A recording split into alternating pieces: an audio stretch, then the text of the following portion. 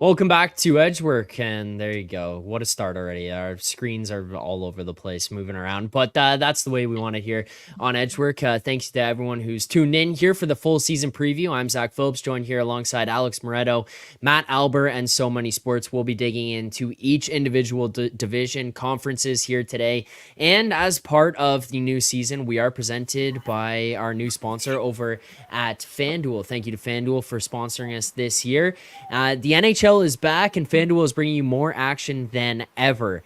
Just because everyone knows hockey just hits different. Load up a power play with the hottest same-game parlays found on the Parlay Hub. Lace them up and follow your bets with player prop tracking or bet on the fly with the Pulse. The hunt for the cup starts here. Get more from the NHL with FanDuel, North America's #1 sportsbook.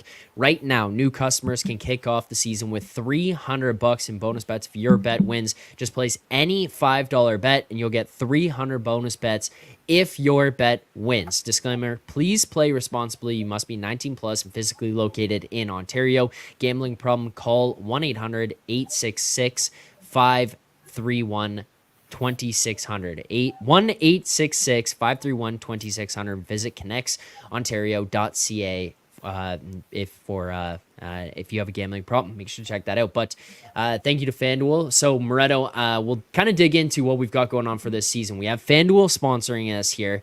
As far as this season, could you kind of outline to people what they're going to see, what may or may not be different from the show this year? For the most part, you're going to see the same thing as you did last year. We're going to just do the daily previews. It's going to be all sort of the same, but kind of fun new wrinkle is we'll have some more like fun priced out sort of bets on FanDuel that you guys can bet if you're in Ontario. Perhaps some stuff outside of Ontario as well, but we'll figure that out as the season goes on. But yeah, new sponsor, pretty excited to get into the FanDuel stuff. Futures are something we haven't been like necessarily talked about a ton on the show, just somewhat with past sponsors not having the best available odds and markets, but FanDuel is like by far the runaway leader in that regard. We have no shortage of stuff to get into, so I'm looking forward to betting a lot more futures on the show this year too, which is something I really like to sort of round out the portfolio, and I know that's something we all do a lot of, so I'm definitely looking forward to that. Yeah, so we'll dig into futures here today. We'll dig into the different markets that we can get to, answer any of the questions in the chat that anybody else has. But before we can get into any of that stuff, first of all, Alber, new mic, and you didn't clean up the background. You kept that the same. New mic, got rid of the lotion, most importantly. Not going to go over where it is right now, but we're ready to go. New mic, apparently it sounds great, so... It does New sound year, good. new me. Maybe a little too clear. That's So the one money, problem. full off season. You get your boy Quinn Hughes featured in the new Amazon doc. How has your summer been? It's been good. It's been relaxing. Itching to get back to work now. We did a lot of preseason work, but we're ready to go now, you guys. Let's roll. So also, today is our go boy on. Quinn Hughes in the new Amazon doc, or our boy Zack Phillips in the new Amazon doc featured. Which one is more impressive there? I was only in there for like 10 seconds, if that. I was saying 10 some more stuff about seconds than the rest near of us, man. misses. Yeah, none of us got 10 seconds. Fair enough. I don't know. Yeah, that was pretty cool. That was kind of like a surreal moment to have happen. My buddy's like texting me in the morning being like, hey, did you know this? Did you know this? Did you know this? I legitimately had no clue. I found out, I sent it to you guys, and then that was kind of the extent of it. I found out when everyone else did, but yeah, nonetheless, pretty cool. As far as this season goes as well, just for everyone to know, today we're doing the show 12:30 special. We're going to go for as long as it takes to get through all this stuff, give out our futures. For those of you who watch Hit the Books, much like Hit the Books, we're going to have a full future sheet tracked out as well with each individual person's bets, what we've got, units risked, what the odds were, and we're going to track these all against FanDuel, put how much we could win, etc. We'll have it all in there, and we'll track them throughout the course of the season, coming back to these. This year as well, we're going to have likely a lot more head-to-heads. Maybe we go into a game on a day last year and someone would want that as their best bet. Someone would be opposite.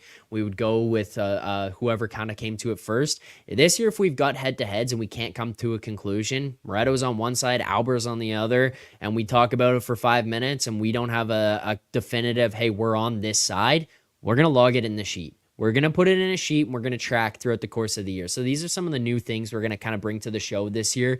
Some of the new wrinkles. We'll also make sure we're digging into more player props than we have before. You know, we've kind of brought them up here and there, but they're going to be a more featured part of the show this season. So just kind of wanted to kind of give some reasonable expectations for people of what's going to happen. There will be more competition. There will be more futures. There will be more adding to portfolios, all that kind of stuff as well. If you guys have questions, recommendations, anything you want, anything you're looking for, send them in the chat, tweet at us at EdgeworkHQ, comment on the videos after the fact, tweet at me. I don't care. I'll answer them. DM me. I will answer them. We'll try to make sure that these shows are tailored and suited for you guys, the viewers who are going to be watching them. So I think that pretty much covers everything for any of the changes. Again, appreciate FanDuel. We're going to be pulling up the FanDuel screen throughout all of this. We'll try to track best price available for a lot of them if they're widely available, but we will be pulling up FanDuel screen. I don't think there's anything else here, boys. Let's get into it. Let's get into the season preview. So let's start here with the Central Division. Let's go there. We'll pull it up here on FanDuel for everyone to see. We can see season win totals, conference winners, all that kind of stuff. But starting in the Central Division, as far as we're looking this year, Moretto, I think that this might have taken the cake for your favorite division last year, just in terms of the amount of teams cheered for. Yes. Reds, Avs, Stars. I mean, were we Blues? Were we anti-Blues? I don't even know at this point. We were throwing around a bunch of different stuff. But Moretto, I'll go to you first. Your favorite division as of last year, is it again your favorite division this year? It's not. I'm still a Dallas Staretto. I love the Stars. I wish they had a bit of a better offseason in terms of, I mean, obviously like bringing in the young guys internally, just promoting guys within the organization is good enough to, you know, make them just as good, if not potentially better this year with like Stanko, full season of Stanko and Maverick Bourque coming in. But what they did on that right side of the defense is disgusting. It's almost like offensive to bring in Lyubushkin and Dumba and think you're going to be okay. So hopefully they can address that as the season goes on. I still think this is the best team in the division, though, even though the market's pricing the Avs as such. For me, it's the Stars. I'm off the Preds though. I'm not. I know I was Mr. Predator last year, you know, number one Predator. I'm not that this year. I am very much off of them. I think the market has gone way too far. I think we're overreacting a little bit to some of the moves made this summer. Yeah, obviously like signing Stamkos, signing March. So like those are some big names and those are going to, you know, get people excited about a team that just made the playoffs last year and maybe, you know, help them take the next step. I don't think so. Like, I think Stamkos is fairly washed. He's basically ineffective at 5-on-5 at this point in his career. He's still a guy who can put the puck in the net. You're not going to take that away from him. He's a great power play guy, but like, I don't think he's going to bring anything to this team. He's kind of a net negative at 5-on-5 at this point. Marchessault, still a very good player, even at his age, but I don't know whether he's going to be as effective without Eichel on his side. So that was huge for him. Like playing alongside Eichel was massive. That those guys had some significant chemistry. Now you're going to go from playing with Eichel to Tommy Novak at center. Bit of a drop off. I don't necessarily think that you know, he's going to be the same player in Nashville as he was in Vegas. And Brady Shea, another guy who I think comes in and is exciting, but like maybe more of a product of playing on the Hurricanes and in that system than being an actual like great defenseman. So we'll see. I don't think the moves that they've made are going to move the needle as much. Also losing McDonough, like those are some tough minutes that he logged on the back end and taking all those tough assignments. That's going to be a pretty tough one to replace. You got like Nyquist coming off like an insane career year at the age of 34. He like had 20 more points at his previous career high. Like I don't know how sustainable stuff like that is. O'Reilly obviously and Forsberg career highs last year as well. So that top line was insane, but I don't know that they can replicate that production. And if it wasn't for that insane winning streak towards the end of last season, I think that maybe you know, my preseason predictions for them last year don't actually come true, or they don't make me look as smart as they did. I think maybe they overachieved a little bit, and I think the market has gone too far with them. And I'm on. That's my first official bet of the season is Preds under 98.5 points at FanDuel.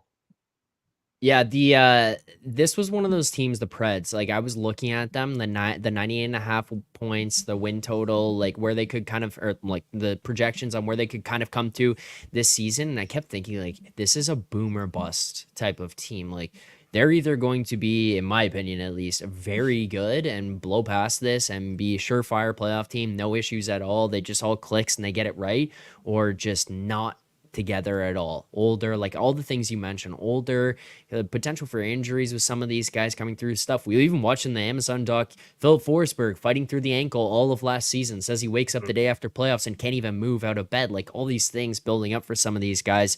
They didn't get younger. Like that's not something that happened with this group.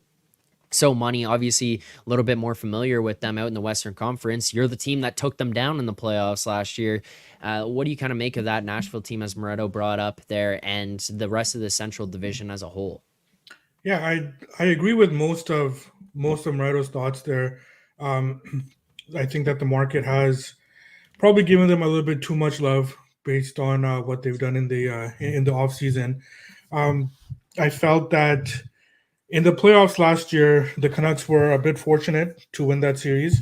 I thought that there was a lot of things in that series that I think that Nashville could have easily won. That being said, you're eventually trying to reconstruct the culture of a team, bringing in the guys that they brought in, and you're doing it in an off season over the summer, right? So that's historically that doesn't usually end well. I agree with Moretto's points about Stamkos, and in particular, this was a team that relied a lot on their goaltending. We saw that when the goaltending went south, the team went south, and we also saw that it did take a big run nearing the end of the season for them to get into the playoffs. I don't think that they're going to miss the playoffs this year. I do think that Nashville will make it. I felt that the 98 points that we're seeing on FanDuel is fair. I am kind of inclined to lean towards the under, but I think it's a fair assessment on Nashville. Especially early in the season, we often see sometimes teams take a while to kind of adjust to their new expectation now. So that early in the season, we'll probably see them as a team that we want to fade, and then throughout the season, we'll see how they improve. Alber, are you a predator? Well, I guess I should word this differently. He absolutely is. You Yeah, are thanks. a predator every year. Are you a Nashville Predator this year?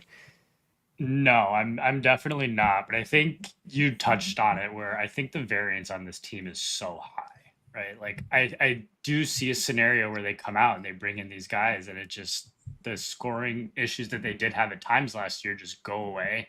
And Saros kind of is what he was the last half of last year. I also see a scenario where the depth on the back end is not very good. And if Saros struggles like he did to begin last year, I do think this team could struggle. But to the variance of this team, right? Like the ages of the guys that they just brought in, like Stamkos is 34, Marchessault's 33, Shea's 30, Yossi's 34, like O'Reilly's 33, Forsberg's in his, like all these guys are getting older. So this isn't really and I get they have a few good young players, but this is for the most part an older team that I definitely expect will add, particularly on the back end as we get close to the deadline. So when I look at something like regular season points, it's not really something I'm necessarily trying to get involved in. I'd probably, with a team like this that I could see, like, would I be totally shocked if they won the Central? No. Would I be totally shocked if they finished like sixth in the Central? Also no. Yeah. So I think if anything, like, you probably want to look for a plus price somewhere on this team. I don't have anything yet on them, but as we'll definitely get into throughout the Central, like I think the variance within this division is so high. So there you go. First official bet will lock in Nashville Predators seat regular season points under 98.5. They're minus 118 available at FanDuel as of right now. For anyone looking and wondering, I'll post a link in the chat for people to view after the fact here, after the show here today. So you got to watch the show to find the bets for today. After, it'll be all the futures will be posted into an Excel sheet, very much like we do for Hit the Books. You can find everything in there, who bet what date, etc. It'll all be available after the fact. But Predators under 98.5, minus 118. First best bet of the season. As I kind of look into the rest of this division, teams that I expect to be at the top, it's going to be the usual suspects, the Avalanche, the Stars. I feel like those guys are going to be at the top here of the Central. So money, we know how fond Moretto is of those teams. Obviously went right to the Predators for his best bet. Are there any other teams that you'd be looking at here to jump on for any type of futures? Maybe some teams that you'd be interested in even maybe not a team that you're going to be betting on right now before the season starts, but you'll be looking to maybe add as the year gets underway. And he's gone. I think that There you go. This is their opportunity to kind of take the next step now. If they're serious about this rebuild, if they're serious about what they have in Connor Bedard, we saw the players that they brought in, some of the veteran presence there, and it seems like they are serious about taking that next step. So I think at 74.5 points at FanDuel, I think that's a little low. I do like that over. And you look at the teams in that division, right? So obviously they're not going to match up against the Dallas and Colorado, right? So we know that. But I look at a team like Minnesota. I think Minnesota takes a step back. I think Winnipeg takes a step back, right? I think St. Louis, we don't really know what we have in St. Louis, but are they going to be a playoff team? We'll see, right? So, and then of course we talked about Nashville and the variance that we have in Nashville there. So the other teams around Chicago are kind of poised to take a step back, in my opinion. Whereas I think that Chicago is starting to get a little bit more competitive. So this 74.5, I think, is based on an expectation that we're going to get the same mess of a Blackhawks team that we got last year, and I don't think that that's the way that they're heading. That's the way that they're headed with the veteran presence that they brought in this year. So in that division, I do like the over 74.5 points there. Over 74.5, minus 120. Another one we'll add to the sheet there for so money for the Blackhawks. Another best bet in the Central Division. Alber, do you kind of echo the statements made by So Money about this team, the veteran presence added, and kind of the improvements that they made in the offseason? So I agree with a lot of the sentiment. I'm not personally there on the play just because I think there are so many other teams in that division. Like, I think all the other teams in that division I'm generally higher on than the market compared to Chicago. So I do agree they're definitely going to be a lot better. I'm not necessarily there on that one. I know the team we're about to get to shortly here is Utah, that I'm definitely a little more high on. But yeah, I mean, Chicago, like I'm not there on the bet, but I agree with all the sentiment. Do you have any comments about the bed making? I like the side. I don't really have an opinion on it, to be honest. As far as the bed goes, like, do you guys want throw pillows? Like, let's just get this out of the way now, so we don't have to do this for the next 7 months. It's pulled over. Make your bed every right? day. The bed is closely made. Like, I don't know what people want. Do people want like decorative throw pillows? Like, what do we want? Like, give me an acceptable number of pillows, and I'll go on Amazon and get them. Let's just get this bed thing out of the way now, so that we're not doing this in the middle of March too. I don't know if you can afford throw pillows after the year that you had last year. You know what? That's also not a made bed either, if we're being honest. Yeah. Yes, no, I don't know. All right, well, let's clean that up. 4 pillows, Slam Deal, our friend says in the chat. 4 pillows. 4 Maybe pillows. that's the All right, minimum. I will have 4 pillows on the next show. Okay, perfect. Thank you. Appreciate that. That will be tomorrow morning, by the way, Alber, in case you're forgetting. I may not have tomorrow 4 morning, pillows. 10:30. All right, let's get to Utah then. I know that this is a team that we've been talking about in the group chat ahead of the season starting here, ahead of this first show. high on Utah, making some different moves. It's a team where there's a player on this team. We'll get to it later on, but I've made a futures bet on this player with this group. Some new faces being added in there. They've got the captaincy sorted out. Clayton Keller is going to be the new captain of this organization. It feels like they're kind of just trending in the right direction as a group. A new, exciting owner who wants to kind of inject some life into this team. It's just a fresh look on this organization now, and they added some new faces. They're kind of just heading in the right direction. Moretto, what do you make of the Utah Hockey Club? I mean, the name, the uniforms, the rink, the location, all of it, but then also where we're seeing some of these numbers on them when it comes to their regular season points and their projections amongst the division here. I definitely am a little higher than market. I'm not as high as maybe some other people, I think, on this stream. I will say that I do really like the group up front. Like on the wing, especially, they're very, very strong. My hesitation kind of comes down the middle. Like Logan Cooley and Barrett Hayton as your top two centers is not great. Cooley could be very good. Hayton's a decent player, but I don't know. That's just that center depth there just isn't quite there for me. I don't know how big of a step they can really take. The bar is low, that being said, and they'll have an actual home ice advantage this year, which will help them quite a bit. Obviously, Sergachev coming in, Dursey, Valimaki, they have a decent group back there. Ian Cole, despite doing his best to try and sabotage the Canucks in the playoffs last year, is still a good third pairing defenseman. I don't have any bets here.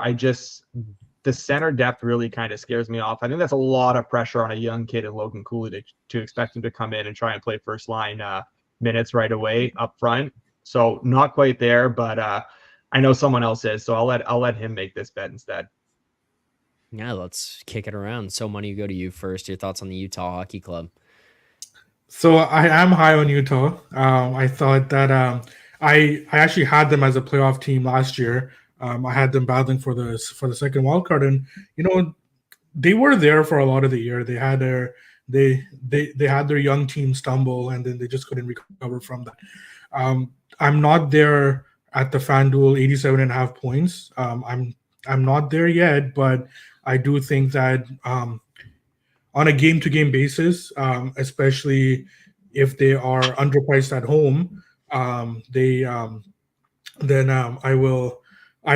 can see myself betting Utah quite a bit on a game-by-game basis. I do agree with Moretto that their depth at center is something that is a little concerning, but what I'm looking for as from this team is for the group as a whole to be able to take the next step. Another concern I have is I don't know if we can rely on Sergachev to be a number one, right? It's a big step up for him, albeit it's going to be a younger team and a different role. So maybe it'll be a better situation for him. So and we know that that their goaltending has proven to be just a notch below elite, right? So we know what we have in Connor Ingram. So I do like Utah. I expect them to battle for a playoff spot. Again, ultimately, I would expect them to fall short, but I do think that this is a team that I would want to get behind on a game-to-game basis. Alber, are you making any bets here on this team? So I did bet an early playoff price on Utah, not really available at this point. I definitely am higher on them, but I'm where they are now. I'm starting to echo the same thing that So Money just said. I see me being on them a little more game to game. I'm definitely worried about their back end a little bit, but I also look at them and part of the reason I'm so high on them on a game by game basis is a lot of what they did last year before all the distractions of Arizona and Utah and everything kind of came in. They were right on that playoff bubble, as So Money said. I think it was in the middle of January. And then that first leaving Arizona news hit and they lost 14 in a row, immediately after that, or maybe it was a game or two into that. So I do think this is a team that's going to be around that playoff bubble. Do I think they end up making it? Right now, I'm going to say no, but I do think they're a competitive team that I see myself being on for a good part of the year. All right, before we get out of this division here, just quickly, is there any other teams or best bets that anyone has here for the Central Division? I'll just kind of leave it out there for anybody else. We've got a couple logged into the sheet, but anything else? I'll keep it quick, but I do have one on the Blues under 86.5 right now. I think is the number at FanDuel, unless it's moved at all. But yeah, I think the Blues have serious potential to be a lottery team. Outside of Thomas, Kyrou, Buchnevich, like kind of a rough looking group up front. No real depth. Shen, Sod, absolutely love the players they once were. They are not those players anymore. There's a lot of mileage under both of those guys, and I just don't see them scoring many goals this year, and that's a problem when you look at their back end, because I think they're going to struggle to keep goals out. Leddy, not a top pairing D-man. Pareko's kind of best days are behind him. He doesn't really bring anything to the table offensively. He's sort of a just fully defensive defenseman right now at this point. Broberg, expecting him to come in and play top 4 minutes right now is a big ask. He definitely has potentially a bright future, and there's a lot of potential there. He could be a very good defenseman, but I don't think he's quite there yet. There's going to be some growing pains, and the group around him, they're not exactly surrounding him with the best group. So, yeah, I just don't love this roster. Don't love the team as a whole. I think that in a division where we talked about now with Chicago getting better, Utah getting better, maybe Winnipeg takes a step back, but they're still a good team. Obviously, Nashville's still, likely a playoff team, and the Avs and Stars. I just think that it's a really tough division for the Blues, and I think of all these teams in here, they're kind of the one I'm down most on. So under 86.5 points for me, I think this is going to be a rough season in St. Louis. Under 86.5 minus 111. That's the best bet locked in. Alber, you had any comments? Anything to add to that? Yeah, we have our first head-to-head of the year. Give me the over on that one. Okay. I don't think any team quietly under had just as one good of an off season. That's fine. As good of an off season as the Blues did, like very quietly. Obviously, those deals, getting those guys from the Oilers, but this is also a team that finished over that last year. I think the roster improved. Binnington, yeah, rooting for him on a nightly basis kind of sucks because he's hit or miss every single night. But I think this is a team that's going to be up there competing for a playoff spot. I know Moretto was low on them last year, low on them again this year is not much of a shock to me. Let's go head to head. I'll take the over here. Okay. There you go. So there's our first head to head. I love that. Moretto already cashing a winner in his mind. All right, there you go. First one, first head-to-head locked in. We'll move past the Central Division here to wrap that one up, and let's move now on to. Sorry, Zach. One more yep. I missed real quick. Yep. So the other thing I did play. Apologies for forgetting this. I played the Wild to miss the playoffs. I think when we do talk about the Central, I kind of view them, I think, in a similar light that Moretto views the Blues. I just don't really see it there with this team. Again, I'm higher on the Blues. The Predators definitely got better. I think Utah's going to be good. I think the Wild are that team that falls off, similarly to the way that Moretto feels about the Blues. So I played the Wild to miss. Actually, I think I got a bad number in typical fashion. I did. I got plus 115, plus 122. Yeah, give me that one. Okay, so Wild to miss the playoffs at plus 122. They're available at FanDuel. Make sure to head over to FanDuel, not wherever the hell Alber bet that one, because practice getting best number in market, and Alber did not. Oh, the best part of that was I did bet it at FanDuel, and they moved it against me. They saw it come in. They said, nope, not doing this. That's a smart trading team right there, and that's what that is. Yeah, they're very bright. They saw that one and just went, nice. Good. Another Very winner bright for over us. there We in got to move Jersey. this in the other way. All right, so another one added to the list. Wild to miss the playoffs. Let's keep it moving here. Let's go to the Pacific Division. So Money, we'll start with you. Any best bets in the Pacific Division that you've got? Yeah, so Vegas to win that division. It's a team that there are question marks with Vegas, but I think that there's enough there in terms of where I have this team headed with their trajectory and the kind of the players that they added during the end of last season. I think that they are poised to win that division. Obviously, the Kings losing Doughty, I think that really hurts their chances, especially early in the season.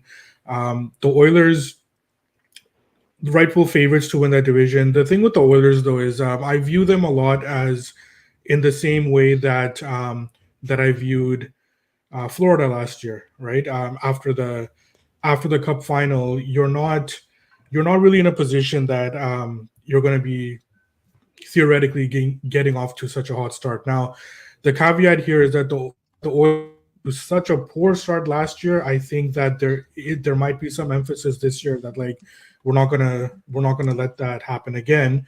That being said, throughout the course of the year, I can see this Oilers team just kind of coasting through the regular season, like how we've seen in the past with a lot of the teams that are primed to make a deep cup run. There's no reason for the Oilers to kind of push themselves to win this division. Obviously, if they're in a position to do so, they will. Canucks are a very interesting case to me. Obviously, we have a lot of regression, as the kids say, right? That should be coming towards this team. One thing I will say though is that you usually see a team with the profile of the Canucks with the peripheral numbers that they put up last year. We do see that regression when you basically run the same team back, right? This is not the same team that's going to be run back this year, right? They have a revamped kind of bottom six. We saw that they have a new line mate for a Pedersen, who Pedersen is a player that I'm kind of leaning towards having a much bigger year this year than he did last year. So while you have a guy like JT Miller who might have a little bit of a step back year, a guy like Besser who may take a step back, we're adding Elias Pettersson, we're adding Jake DeBrusk, we're adding speed on the bottom six. Defense is a concern, but I have full faith that this organization and the way that they've been making moves, they are going to be able to address that. We saw that they freed up some cap space just yesterday to look at that same situation. Now, I'd be remiss talking about the Canucks if I don't mention Thatcher Demko. Obviously, that's a big concern here. We don't really know what his status is. Sometimes we hear that he'll be okay for the regular season. Other times we hear that that he'll be out for a while. The fact that they got Kevin Lankinen and they were so aggressive in pursuing him kind of makes me feel that Thatcher Demko is probably a ways away. Shilov's credit to him. He stepped into the playoffs. He did a wonderful job. But again, there's a different level that Thatcher Demko brings. And we talked about this so much last year in the playoffs, right? Like you change the way you play based on your goaltender, right? So the Canucks, we saw them struggling to score goals last year because they knew that they can't take a lot of chances without Thatcher Demko in net. So it's something to look out for. I have the Canucks finishing third in that division. I would have, in fact, had them lower, except that the Doughty injury really hurts the Kings here. So I expect the Kings to get off to a slower start. Kraken can't score any goals. So I do have the Canucks slotted in at the third spot in that division. First best bet of the Pacific Division here. Vegas Golden Knights Pacific Division winner plus 340. Again, added to the sheet here. We'll track all of these and everyone will put these out publicly so people can see them. You can see this sheet all season long. Refer back to it whenever you need. Want to see what we bet, where we're at, what else we've added. There you go. That's our first Pacific Division bet. Moretto, do you have anything else to add to the Pacific Division here? I'm pretty light in this division. I was very I'm still eyeing the Canucks over as like the one play I want to make. I do think this is a 100-point team. So many pretty much said everything that needed to be said about them. But like this was a team that early last season, you're waiting for regression to hit. You're waiting for regression to hit. You're waiting for regression to hit. But then like they kind of really came into their own. The PDO went down and they still were winning games. It's almost like they sort of manifested becoming this very good team. And I think this is a very good team. I love the roster top to bottom. I love the moves they made. Talk about Pettersson probably being healthy now. Daniel Sprong, who comes in, is going to be probably playing fourth line. He's going to add, nice bottom six scoring. Garland's still on that third line. Bringing in Jake DeBrusk, who's still a really good player, and I think really needed that change of scenery. On the back end, they're still strong. They made some nice moves. It's just the Demko situation that worries me a little bit. they don't get the goaltending, then like it's hard to be on that over and be on it with confidence. But I do still think even without them, they're a 100-point team. It's just hard to actually make that bet and pull the trigger here without knowing what's happening with Demko. But like you look at the bottom of this division with like the Kraken, the Flames, the Ducks, the Sharks, it's bad. There's going to be a lot of games in there where the Canucks are going to be able to rack up a bunch of points. I think we're going to see some pretty lofty point totals for the teams that finish up high in this division. So I want to bet it. That's the one bet that I'm sort of targeting in this division right now. But like, again, it's just too hard to get there without knowing exactly what's going to happen with Demko. So nothing for Moretto here in the Pacific Division. Alber, do you have any best bets in the Pacific as of right now? Yeah, so the one I played here was Calgary under 82.5 points. I am not there on this team. I think especially after losing 81.5 now currently, currently, by the way. Just I would just still so play you know. 81.5. Yep. Okay. It'll be 82 I'm after just you not. just gave that out. Yeah, see, they decided to move that one for me. Yeah, now it's gonna bump back up. I'm not there on this team at all. Like, you trade Markstrom away, like your goaltending situation is going to get worse. As good as I do think Wolf will inevitably be, it's the team that finished at about 80 points last year. I do think like those bottom teams in the Pacific, they are getting a little better. They're going to take some points away. I mean, we already talked about like the Oilers. The Oilers aren't going to start whatever they started last year. Like the Kraken, I think, are improved more than those guys seem to think. Like Vegas, obviously, still good. Vancouver, still, like I think that division is definitely better than it was last year. Calgary is the team that I just don't think is going to be anywhere near close. Like that's the team that I look at and see like I could see this being a bottom 5 to 6 team this year. And the All right. and the other thing about the Flames too is that they have a lot of guys on that roster that would add value to teams at the trade deadline. Or so like leading up to the trade deadline, if this is a team that they're kind of in no man's land right now, right? You look at that roster and composition, they should be rebuilding, but they have a bunch of veterans there, right? That really shouldn't be on a rebuilding team. So if this team gets off to a slow start for whatever reason, I think that they'll really start tanking, and they'll probably be best suited to start unloading those vets as well. Yeah, so just to kind of carry whatever on top of that, I think last year, like I was anti-Calgary last year, and I think part of it was like I didn't like their roster necessarily as much as some others to begin with, but you did look at it and you saw Tanev pending FA, Hanifin pending FA. You look at it this year, like Anthony Mantha is a prime trade target if this team does not dramatically overachieve pretty early. Kuzmenko, same thing. Like you do see those pieces there, like somebody just said, that would add value there. That yeah, like I can see this team, even if they are around a wild card spot, this team seems like a team that's probably going to sell off, not want to buy, especially in a Pacific division that's as loaded at the top as Edmonton, Vegas, Vancouver, and even LA. We are half an hour into day one, show one of the 2024 season, and the chat is just ruthless towards Alber. Completely unrelated, but what are current odds for Calgary to win the cup? Yeah, there you go. Sorry, Alber. That's about right.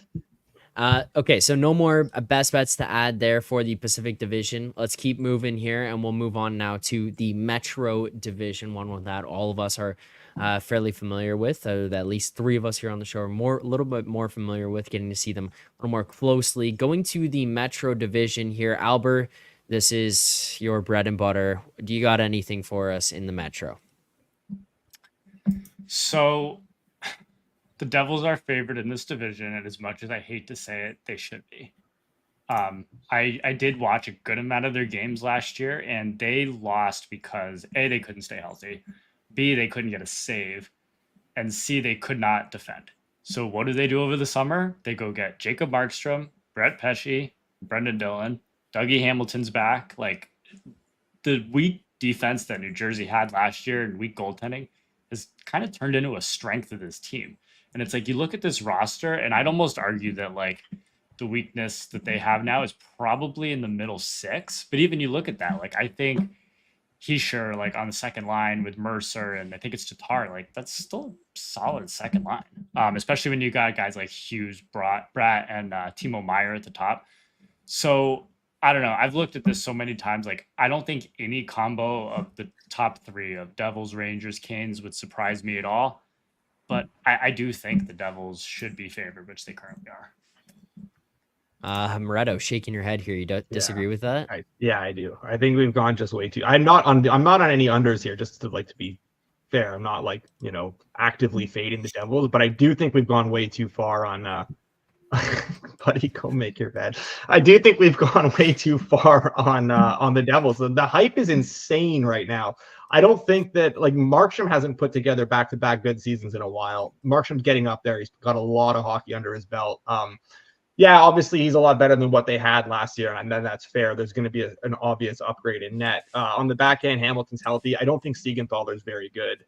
Luke Hughes, young, they're asking a lot of him, also coming into the season injured. Brett Pesce coming into the season injured, hasn't had a training camp whatsoever. Going to take him a while to get back up to speed.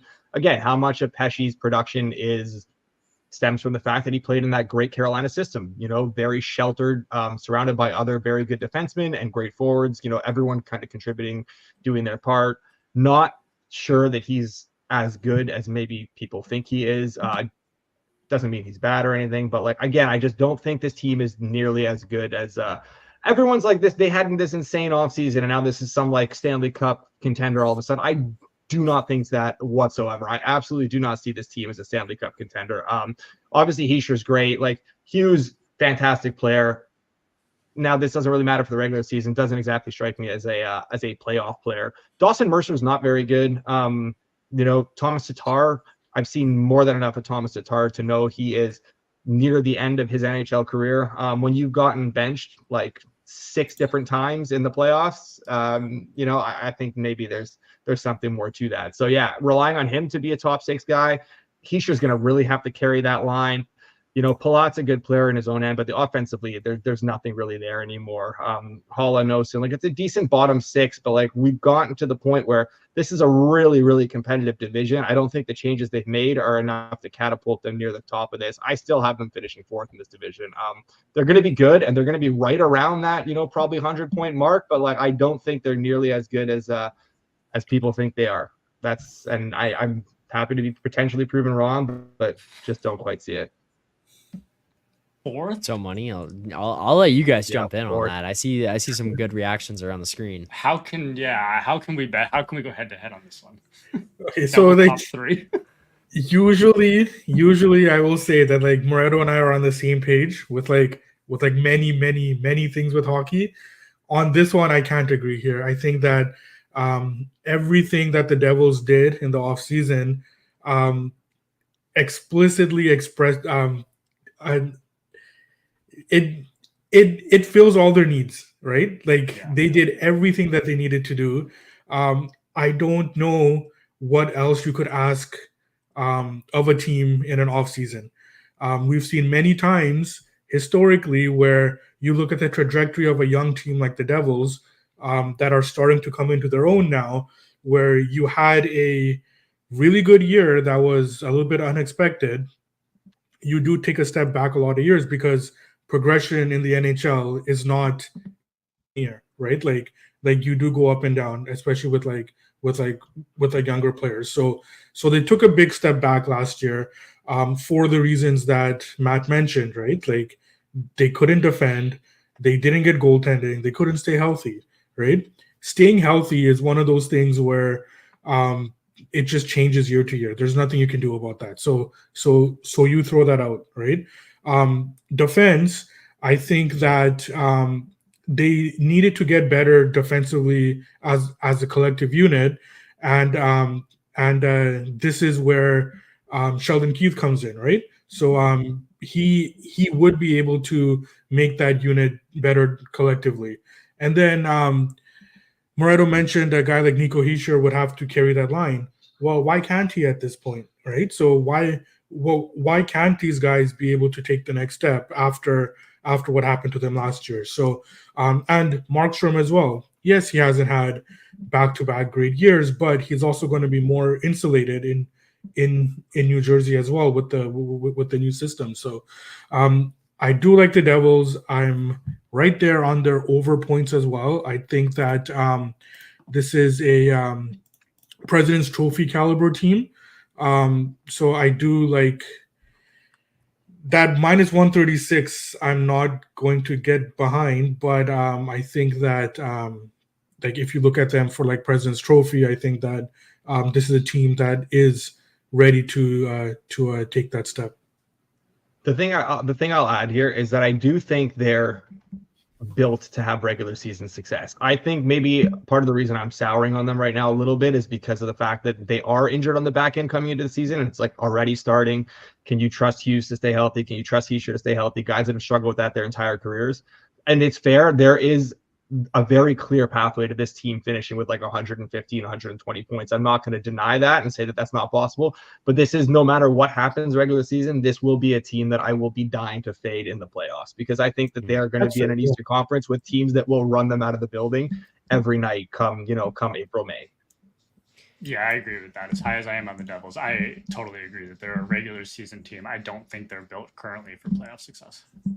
Seems like a consensus yes to regular season success, playoffs, not quite as much. So Money, you did say something kind of interesting. I wanted to pull it up here on FanDuel and look at it. President's Trophy, you mentioned a couple times. President's Trophy team, a team that could be up around there, maybe put up a crazy amount of points this season.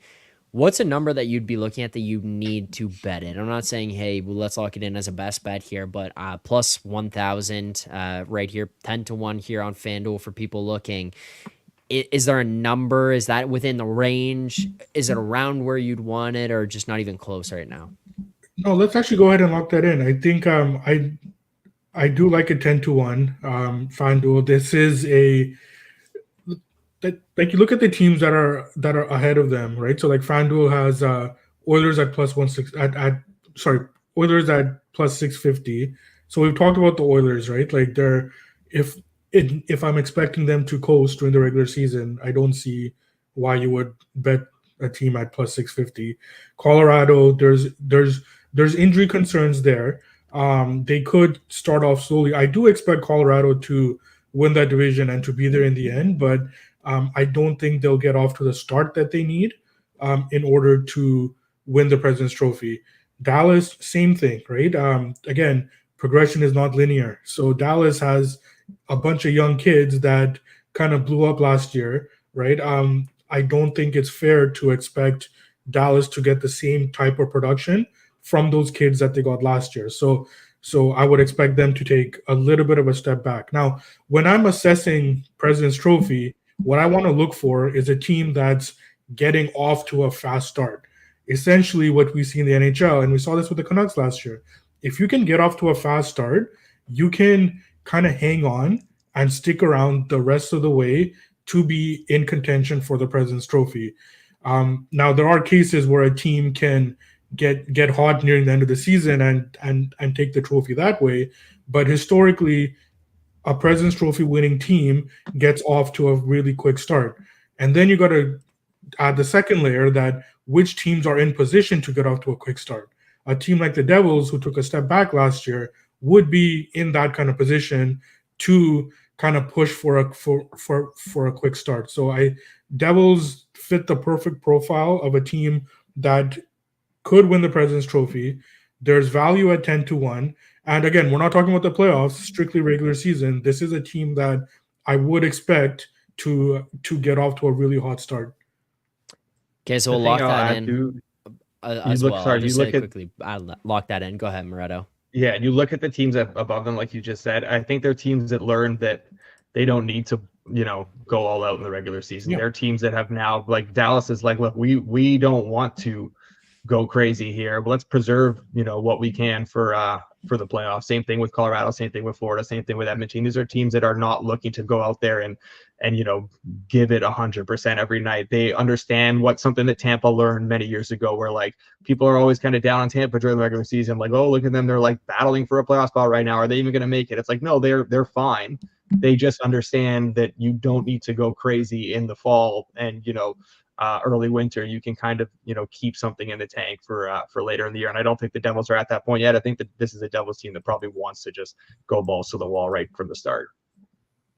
So Money, for this plus 1,000, for the purposes of tracking, what would you put for units? Like $100 unit size, what we've tracked here on the Edgeworks show. Full unit on this? Yeah. All right. There you go. Another one locked in. Alber, I guess Alber, we already went to you. Sorry, Moretto, any other best bets here from the Metro before we move on for anybody? Yeah, I have 2 bets in this division, and I can kind of rapid fire them here. Happy to, have Albert go head to head with me if he would be so kind. First one is the Islanders. I like the Islanders point total over.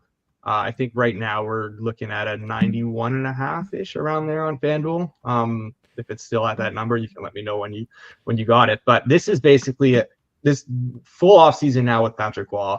Obviously took over late in the year. They were really good under Waugh. Really liked what I saw under them.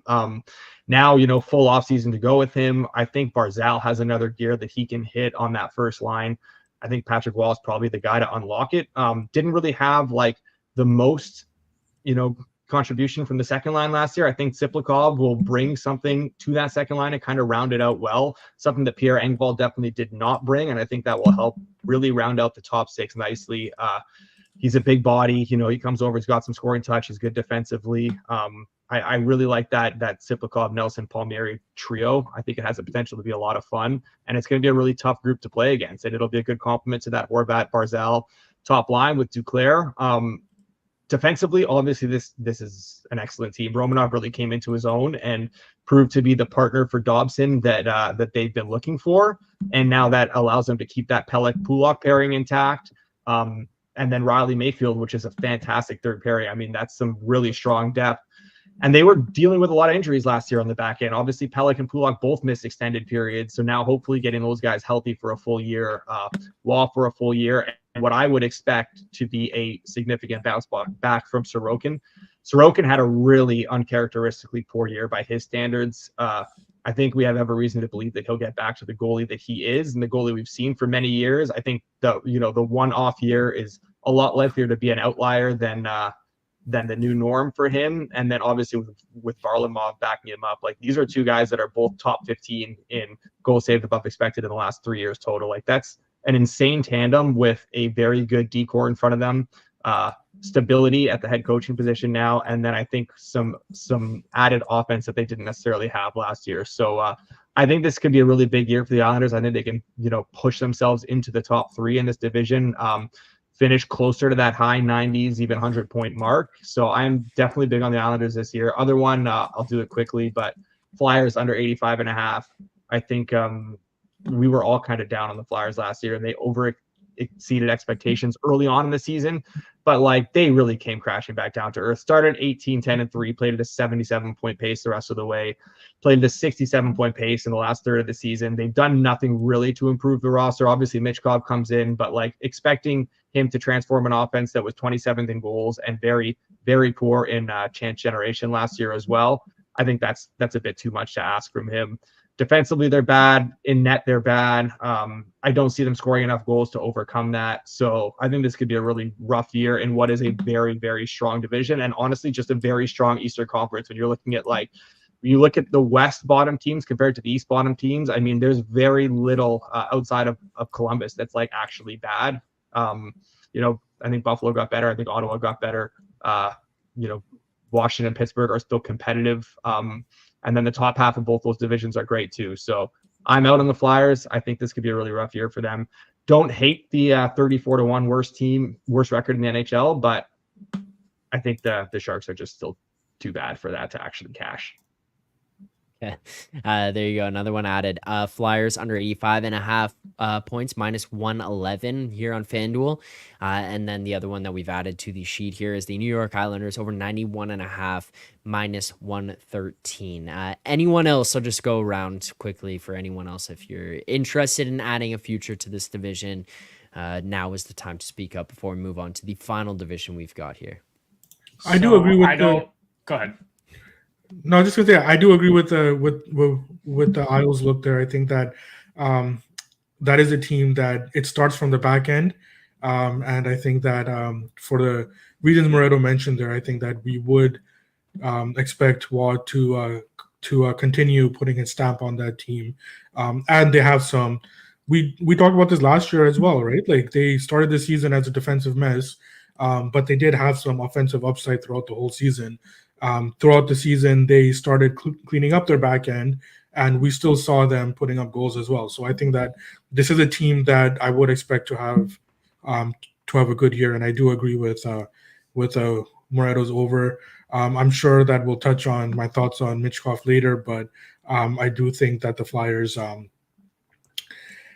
might have a tough time this year. So I do agree with both of those looks there for sure. All right, let's get to the final division here. Let's go to the Atlantic here now. Zach, real quick.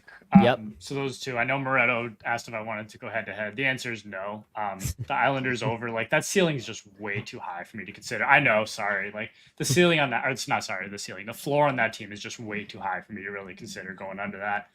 I do think they struggled a lot early. Like I don't expect Sorokin to be as bad as he was at times last year. Yeah. I'm closer to wanting to go head to head on the Flyers, but I'm just not there. I just think that there's just too many other good teams in that division. And while I do think the Flyers will be a team that I'll play on a lot of nights early on, I'm not there on the regular season outlook. No. All right, let's go to the Atlantic here now. This is the division that has been very interesting. I mean, we obviously now see the Swayman signing, gets the deal done in Boston, was going to sit out. There was a lot of concern around that. Moretto and I have talked about this like off camera is Tampa and kind of people's expectations of those. It's kind of fluctuated a lot. Was it too negative early on? Is it now going to go back too far the other way kind of situations with some of those teams? Moretto, we will start with you. This is the division one of your 27 teams. The Montreal Canadiens are in here. Any bets for you when it comes to the Atlantic division? Points, division winner, anything like that? I have a few. We'll start here though. So I don't want to be too biased, but one of my favorite point total futures is actually Montreal over 75.5 right now at FanDuel. And that's a slightly off market number at FanDuel too. I think you'll see mostly 77.5 if you kind of shop around. I still like it at 77.5. That's fine. I think this is a really, really bad number. And that's not me to say as this like Habs homer that this is a great team and we're going to compete for the playoffs and this and that. I don't think we are a playoff team. I don't think this is a team that's going to finish in the top 8 in the East. But I think that 75.5 is an insane number for a team that finished over that last year and did not have Kirby Dach for the whole season. They're going to have half a season of Line A here. They still had Slavkovsky, who was still figuring things out at this level and didn't really actually break out until the second half of the season. The ceiling is just so much higher for this team right now than we're getting them at a point total, which they already surpassed last year. And now, you're getting Dach back. You're going to have half a season of Line A. Lane Hudson is going to really help that power play. Caden Gooley, another young guy who took a big step and I think is ready to take another step and establish himself as a top pairing guy on this team. With Mike Matheson, who remains, pretty underrated. You got Savard. You got a lot of competition for places as well up front and on the back end that will keep guys hungry, keep guys motivated. Guys like Emil Heineman, Joshua Waugh, Oliver Kapanen, all guys looking to like cement roster spots. It's just guys kind of driving each other and pushing each other. And obviously in net, you look at Sam Montembeault, who I think remains like very, very underrated. 7th in the NHL now and goal saved above expected in the last 2 seasons. The only guys who finish ahead of him are Hellebuck, Ullmark, Sorokin, Saros, Shesterkin, and Swayman. That is pretty esteemed company over a very large sample size now. I think we're at the point where we can say Sam Montembeault, who was terrible at the start of his career, is actually a very good NHL goalie. I get that the East is competitive and I guess the division is going to be more competitive, but like there is zero reason to believe this Habs team shouldn't finish at the very least with the same amount of points that they finished last year, if not more. And either way, that will be enough to get them over this number. Okay. Montreal Canadiens over 75.5 minus 115. First best bet for the Atlantic division comes from the man wearing the Montreal Canadiens hats. Shocker. Any agreement here, gentlemen? So money, Alber. Yeah, as much as I'd like to say I disagree with this, I'm on this play. I like it for every reason he said and more. I do see myself being on a lot of their overs early on. I do think they maybe have some issues on the back end. But again, getting Dach back, like you saw some pretty big steps from, I hate to say this, Slavkovsky during the year. Like It makes me sick to have to agree with Moretto and give the Canadians props. I do agree. Like, I don't think they finished last in the division this year. Like, I think there's potential for them to hang around a wild card spot, maybe a little after New Year's even. Like, I don't think they make the playoffs or anything either. But like, this is not the like bottom tier team that they have been the last couple of years. Yep, I think that's fair. So Money, anything to add here on the Habs? No, I agree. I think that that the overlook makes sense, and this should be a team that should be able to elevate their game. Moretto, let's just go back to you. You said you had a couple of bets in this division. We start with the Habs there. What else you got for us? Yeah, quickly here. The Wings under. I want to fade the Wings. I don't want to. I know that there's some agreements here with the rest of the guys, so I won't spend too much time on it. I'll let them touch on it more so too. But I am just completely out on this team. I'm sorry to right wing fan who is a very loyal viewer of this show to have to do this to them. But yeah, kind of talked about it with the Flyers. But this is another team that started great last season and really tailed off. They played sub 500 hockey for basically the last 3 quarters of the year. I think there's a strong case, honestly, for Detroit as the worst team in the Atlantic. Yzerman tried to build this team as like a very deep group, one that can roll 4 lines, but they've completely lost that identity and lost that depth over the last couple of years. They keep letting guys walk in free agency. They're not replacing them. Like they lost a lot of like 75 points and like almost 40 goals in Daniel Sprong and Robbie Fabry. They replaced Perron, but they did so with Tarasenko, who will maybe contribute the same offensively, but is a clear downgrade in their own end. Still relying on Sherratt and Petrie for top 4 minutes in 2024 is pretty bold. And now throwing, a very young Edvinsson who has a bright future, I'm sure, in this league, but throwing him into a top 4 role with those guys is going to be really tough because he's not going to be sheltered at all. Goaltending remains an issue. Like I said, I think Montreal's better. I really think Buffalo's a lot better this year, despite what their little 2-game stint out in Prague showed. Ottawa will be better. Top half of the division is loaded. I think that this is going to be a really tough season for Detroit, who played way over their heads last year and came kind of crashing back down to earth. And I think that's more of the team that we can expect to see this season. I don't see how you get there on the 90.5 at all with this Detroit team. It's a pretty shocking number. Like, it's one of those ones, usually I look around and I see some of them like, yep, I could see it in this range. I could see it in this range. Or like we mentioned with Nashville, boomer bust kind of situation. Like, I understand why the 98.5 is posted. I don't necessarily have like a strong conviction either way myself on one side or the other. The 2 that we've listed here so far in the Atlantic are very strongly in agreement stuff. 75.5 on the Canadians just seems very wrong, and 90.5 on the Red Wings just seems very wrong for me as well. I don't see how that team can get to that number. Obviously, at some point that'll be clipped, and we'll circle back, and the Red Wings will have 100 points this year. But like, it just Win the that's division. one of those ones I'm like, what the hell? How did this get there? How did that number get to that? Bounce it around. So Money, I don't know. Are you kind of in the same spot? Are you as confused as I am seeing the Red Wings at 90.5 right now? I think it makes sense with like the market sentiment, right? Like, you have a young team that missed out on the playoffs on the last day of the season. So you would think the next natural step would be for them to make the playoffs. But as has been the theme of the show, right? NHL doesn't work that way, right? Just because you missed out on the playoffs by a point doesn't mean that you're ready to take that next step next year. So I do agree. I think the Red Wings miss. I was all set to have them not make the playoffs, but the smart guys at FanDuel there already have it at minus 174. So that kind of keeps me on the sidelines there. I would like the better number on their points total as well, but that's being dealt accurately as well. So I'm not high on Detroit. I can't get on a future here, but I will be looking, especially early in the season, to be looking to fade them game by game. Alber, final thing about the Red Wings here. Any thoughts for you on this team out in Motor City and Uncle K's Detroit Red Wings?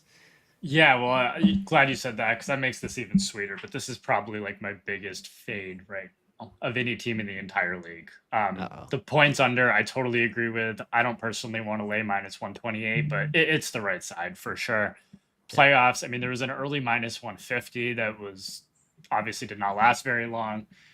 like I saw the Kane Tarasenko show for a little bit 2 years ago. Like Detroit's in for a long year in their own end. Like they can't really defend anyone as is. And now you have Kane and Tarasenko, who are two of the worst probably defensive forwards in the entire league. And now you got Cam Talbot in there as your starter. Like I don't buy that one. I don't necessarily really agree that this is an overly young team to begin with. They have a couple young players, sure, but a very large part of their minutes eaters are older, especially after bringing in like Tarasenko. You kind of look up and down that roster. Like there's a lot of guys that are 30, in their 30s, mid 30s even. I think this team has like lottery potential. In fact, let's throw in a long shot here while we're at it, Zach. Can you go back to the team with the worst record? I think Detroit's like 50-1 or something. Yeah, they are. Let me let's win 10 units on that, like a 0.2 units. 10 units? Let's do that. 0.2 units to win 10. No, we don't need to go broke. Alber's trying to make back half of what he lost last year with a 10 unit bet on a 50-1. Yeah. Oh my god. Yeah, okay. Let's put 0.2 units on the Red Wings to finish with the worst record at 50-1. Like I can see something where like, especially where Larkin's dealt with some injury issues. Like you saw how bad that team was just without him. Like if he were to miss time or anything, or like, I don't know. I just think there's so many ways this team can go horribly wrong. And especially where we talk about all these other teams in the East that are going to be at least competitive, I can see the bottom just falling out of this team. Okay. Worst record. Just trying to navigate myself over towards this right now, but once we get there, we'll lock that in the account to win 10 units. You said that's what this one was. We got Detroit Red Wings plus 5,000. There you go. Yeah. That is what we're at right now. Plus 5,000. 2.2 units on that. Okay, so we'll do 0.2 units to win $1,000 there as another best bet locked into the account. So Money, we go to you. Any other best bets that you have for the Atlantic Division right now? Yeah, Ottawa to make the playoffs. Very, very, very high on this team. Oh boy. I know Moretto loves it. I know these guys love it, but very high on this team. I know what Travis Green can do for a team that is in where Ottawa's development is right now. I think he's the perfect kind of coach to stress the defensive structure for them to take that next step. I like how they kept their older guys around. I like how they are keeping they're allowing their younger talent, especially on defense, to kind of step up as well. Obviously, I don't expect a Vezina year from Omark. I think that he's going to take a step back. But as I've mentioned a lot on these shows, is that I really like Forsberg as well. I think that that's a very good 1-2 combination. Bring in Travis Green. I do like Ottawa to make the playoffs. I think FanDuel has them at plus 102. I think anything plus money. Ottawa to make the playoffs. Not there on their point total right now, but I expect this team to make the playoffs, and I expect some Jack Adams consideration here as well. Sens to make the playoffs plus 102. Add this one in as well. Comment here from Mike. I think this is an interesting one. We'll continue to get to futures predictions and stuff as well. But Mike says if the Sens are in, who is out? Who is the team that's out? Someone else, or with you? You said Sens are in the playoffs, so who comes out first? Well, Capitals for sure, right? I don't think the Caps. Then you have the Devils coming in, right? Yeah. So there has to be another one coming out. Someone else has to miss. Well, let me think about it then. That was because I hear where you are on the Sens, and I do think like they're in their range of outcomes. This is definitely like very, very realistic, but obviously getting Omark is huge. But I'm just like I'm struggling because I think the East is so competitive, and it's hard to see who gets knocked out from there. Like for me personally, I think the Bruins, Panthers, Leafs, Lightning are locks. I'm high on the Bruins, so maybe that's. You think the Bruins are out? Is that just you hating the Bruins, or is that a real sentiment? So they've burned me in the past. The year I picked them to make the playoffs, they won the President's Trophy. So I am a little bit hesitant to bet against the Bruins. But even a team like Tampa Bay, right? Like you could see Tampa. I'm not as high on the Bruins, right? There are elements in play here, right? Like what about Carolina? I don't see Carolina as a lock either, right? Like they are a very good regular season team, but they're another team that's taken a step back, right? We always see surprises like this, right? Like what if the Rangers hit the wall, right? Like Matt, you're not. Oh, No. You know what? No. I didn't even get a chance to go off of my how the Canucks are going to regress takes, and like now I'm glad I didn't go off my notes here that was saying the Canucks might win the division. I'm glad I Right, didn't say that. but I'm like, is it completely out of the realm of possibility here that the Rangers take a big step back, right? Unless Like, I like injure all of their players while shoveling snow, yeah, I think it's pretty unrealistic that the Rangers miss. right? The point is that there's always surprises, right? So like, it wouldn't shock me if Tampa Bay missed. It wouldn't shock me if Boston win. If Boston misses, and then Carolina Rangers, right? Like the only locks that I see to make the playoffs are the Devils, the Leafs, and the Panthers. Wow. Okay. Right? I think we're gonna have some different views on some teams this year because I'm really high on Boston what they Yeah. Yeah. this offseason, and I think the Lightning are a little bit better as well right now Yeah. than they were last year. I think they're primed to make another little push here for this last. So that'll be interesting. Obviously, I like the Islanders to make it. I don't think I think the Hurricanes did well to replace the guys they lost for the most part. So we'll get to a little bit more on that later. But yeah, I wanted to get the Sabres in the playoffs. That was my I wanted to, but I just couldn't quite find the team to take out in my predictions, not necessarily in betting wise, but I do think the Sabres have a path there too.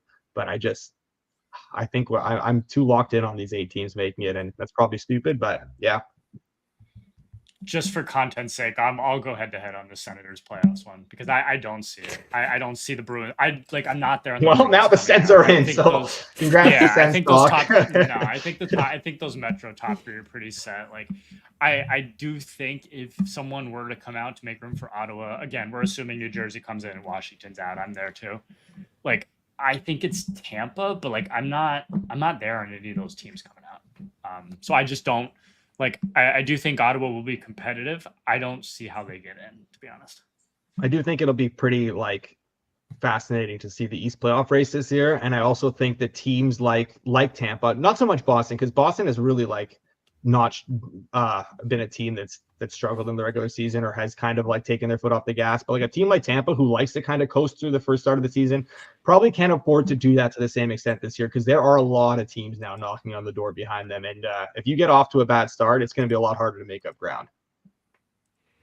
The funniest part about this one for the chat is I'm just watching these going in and I'm putting them in the sheet, and then once they go into the sheet, if someone goes head to head, we're removing them from the show because if there's disagreements, we're not adding them in there. They're going head to heads.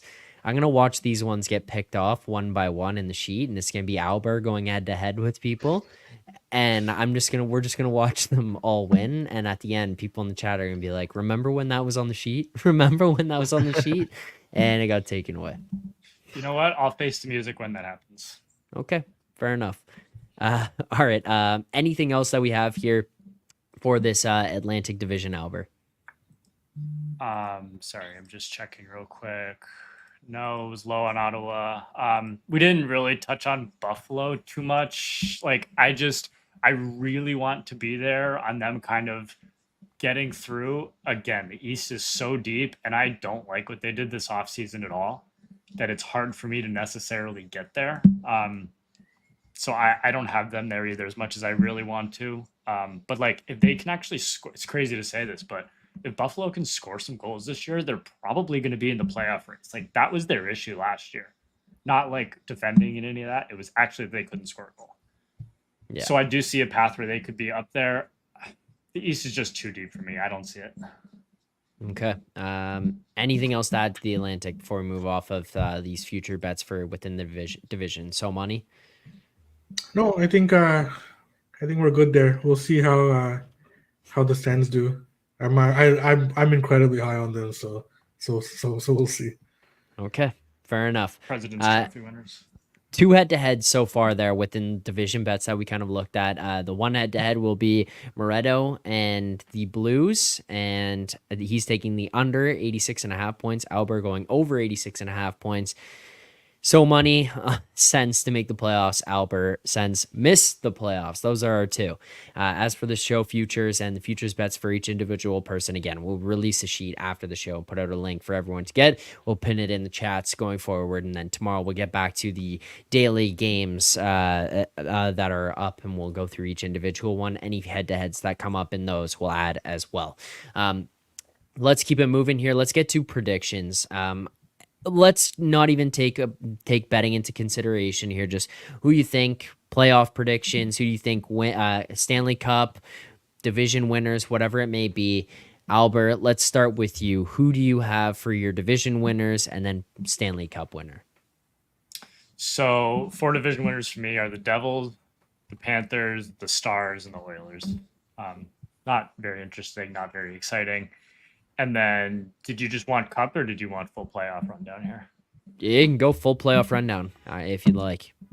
I mean, it's pretty quick. Like, I think the Metro top 3 already went through. Devils, Rangers, Canes. Atlantic, I have Panthers, Bruins, Leafs. The 2 wild cards, I think, are the Lightning and the Isles. West, Dallas, Colorado, Winnipeg, Edmonton, Vancouver, and I think Seattle's in the 3rd spot. This is probably my hottest take of the year. It goes against so many. Wild card 1, Nashville. Wild card 2, St. Louis. Vegas is out. Okay. There you go. Clip that one. Hold on to that. I get it, right? I get why. I understand. I understand the reactions. I really do. They are so weak. They are so weak. They are so weak on the wing. You know Mark Stone's gonna miss time. You know something else is gonna come up with that team. Like they know they don't really need to care about the regular season. So if someone stubs their toe, they're gonna sit out 2 weeks. Like their goal is to make it, but they're not like you talked about all these teams near the top of the President's Trophy list. Like they're not one that's going to try to go super high during the regular season because they know that their goal is just to be healthy come the playoffs. I don't know. I'm probably going to be wrong. I know that. There's a reason they're like plus 250 to miss the playoffs, all right? Like, stop laughing. Like do you not think, though, that, like, they dealt with this enough last year? Last year was not comfortable for them to get into the playoffs either. They did a lot of similar stuff last year where it was like, okay, guys out, sit them out for a while, having to deal with cap space stuff, and then fight their way into the playoffs, and then you end up with a shitty matchup in round 1. Like you don't think that they've learned their lesson from what the hell happened last year and going to try to avoid that? That's one. I know what you're saying. Like I don't think that that's an insane thought process of what they would try to do with like cap space stuff. I get that, and like sitting guys down and not having them healthy for playoffs, but they did it last year and it was very, very nerve-wracking for them to get to the playoffs last year or down the stretch. Like I think that they did this and they experienced it. They're not going to want to go down that path again. And look, I understand that, and I do. I'm taking a shot here. And then look, I'm probably going to be wrong. I just see a scenario where this team's depth is not really there, where 1 to 2 injuries will really hurt this team's chances.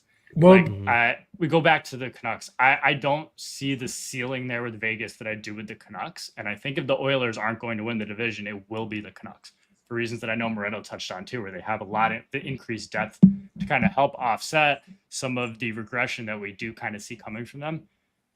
I don't know. I don't see it with Vegas this year. Congratulations to the Golden Knights on their 2nd cup in 3 years. I get it. Like we can start the jokes now, blah, blah, blah. I'm kind of out on them on the long-term outlook this year. Well, the other thing with Vegas too is that like if they do have guys that are hurt or not playing well, they're gonna make a big move throughout the season. Yeah, and also the NHL is gonna hook them up. Yeah, and like the NHL is gonna hook them up with salary cap space too, right? So like it's all in their favor.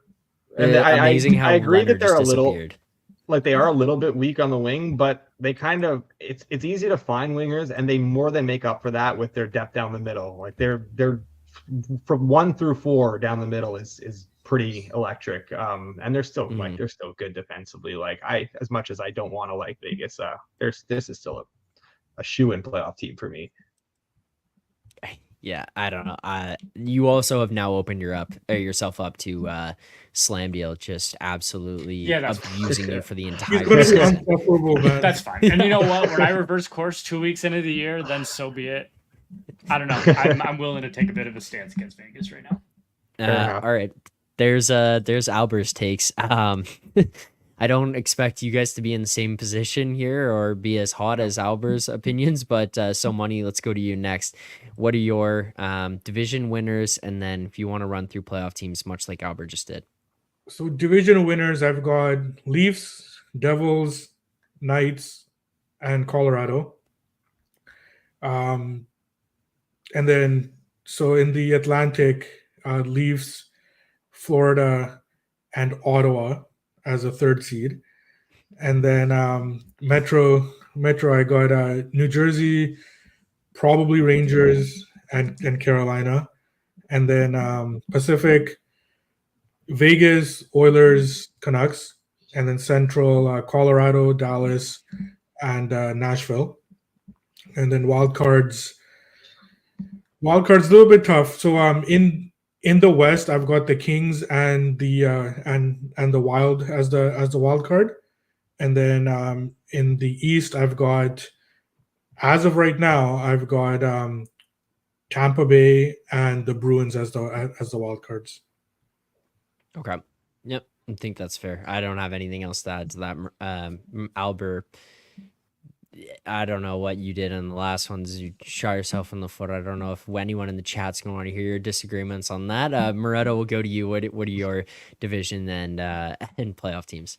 I got the Stars, Oilers, Bruins, and Hurricanes winning the divisions. I have Bruins, Panthers, Leafs, top 3 in the Atlantic. I have Hurricanes, Isles, and Rangers, top 3 in the Metro. I have Oilers, Canucks, and Vegas, top 3 in the Pacific. And then Stars, Avs, Jets, top 3 in the Central. And then wildcard teams are Devils and Lightning, and then Kings and Preds. Okay, there you go. Nothing too crazy. I'm very much in line with those as well. I got Leafs, Devils. I have the Avalanche, and then I have the Golden Knights as the division winners. As far as the teams that get in or the playoff teams here, I got Leafs, Panthers, Bruins as the third. I have on the other side in the Metro, I have the Devils, the Hurricanes, and the Rangers. And then in the West, I have Avs, Stars. The one team that I debated for a while putting into the spot just out of curiosity, but I'm not going to do it, was Utah. Not quite there. I'm gonna have Nashville into that third spot. And then in the Pacific, I have Vegas, Edmonton, Vancouver. My wild cards in the East are the Lightning, and who was the other team that I have as my wild card? It was the Sabres. And then in the West, I have the Utah Hockey Club. And who else did I miss in there? The Utah Hockey Club and the Seattle Kraken. Oh, no, the Los Angeles Kings was the other one. That was my 2 wildcard teams on the other side. Those were my predictions for the season. As far as other predictions that we've got, let's go to some of the awards. Is there any other teams that you guys have, or any other players, coaches, season-long awards that you'd be looking at to make bets on this season? Moretto, we'll start with you. Players, coach, anything like that you're looking to add to your portfolio so far this year? There's a couple flyers that I'll take. These are markets I typically like to bet a little bit more in season and see how things are playing out and kind of grab prices throughout the year as opposed to grabbing stuff preseason. I think the top of the board in a lot of these markets are pretty self-explanatory. You kind of see why guys are near the top in all these. Jack Adams, I like Patrick Waugh, 30-1. I think that's a good price. When you look at a lot of guys ahead of him or even around him, like I don't see what the clear path is to these guys winning the award. Like I was looking at the Jack Adams one, and I mean, there's guys that are priced at so let me pull it up here, but like Knobloch at 11-1. I mean, what did the Oilers have to do for Knobloch to win to win the Jack Adams? Like, what did the Preds have to do for Brunette at 9-1 to win the Jack Adams? They just exceeded expectations and made the playoffs last year. They're coming into the year with like much higher expectations. I just don't see a pathway to a lot of these guys winning it. I think Lindy Ruff at 20-1 is not the worst look. I don't mind getting on board there. Obviously, so many talked about Travis Green, but like that's priced accordingly. He's kind of sitting there at 8-1 right now. So for me, Patrick Waugh is the one that jumps out as, if this Islanders team takes another step, they finish with over 100 points, can maybe compete for the division, finish top 2 or 3 in the division. There's a chance that he'll get consideration. Also as like an outspoken guy and someone who's obviously got the name recognition. I think that only helps his case here with the voting. And another one, this one we can put like a quarter of a unit on that one, and then like maybe like 0.1 unit on this next one. But Ukko-Pekka Luukkonen to win the Vezina at 150-1. He took a big step forward last year and kind of turned into the guy that people sort of at once expected him to be. He had that big prospect pedigree, finished 7th in goals saved above expected. I don't think it's out of the realm of possibility that he takes another step forward this year and the Sabres take a step forward as a team. Maybe the Sabres get into the playoffs on the back of, Darlene Power and, some of that scoring, but also, UPL has a very good season. He gets himself into the conversation. I think the pathway to that is a lot shorter than 150-1. I think that's kind of a bad price.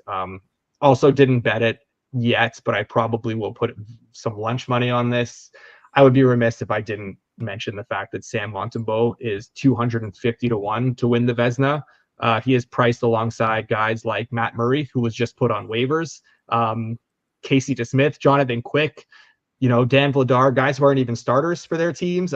Pretty insane to get a 250-1 on a starting goaltender, never mind a starting goaltender who is, like I just said, 7th or 8th in expected goal saved above expected over the last 2 seasons. So I think he's not going to win the Vezina, obviously, but like you see a 250-1 there, that's just an absurd price. Something that I will probably end up on if people don't move that number before I can get to it. Okay, and then how much do you want to put unit-wise on the UPL Vezina? UPL will do like a 0.1 unit. It's like a 10th of a unit. Okay. And yeah. Okay, there's a couple awards to add to our sheet. So, Money, any awards for yourself that you're betting and you're looking to add for us here for the season? Yeah, so let's start with the Calder.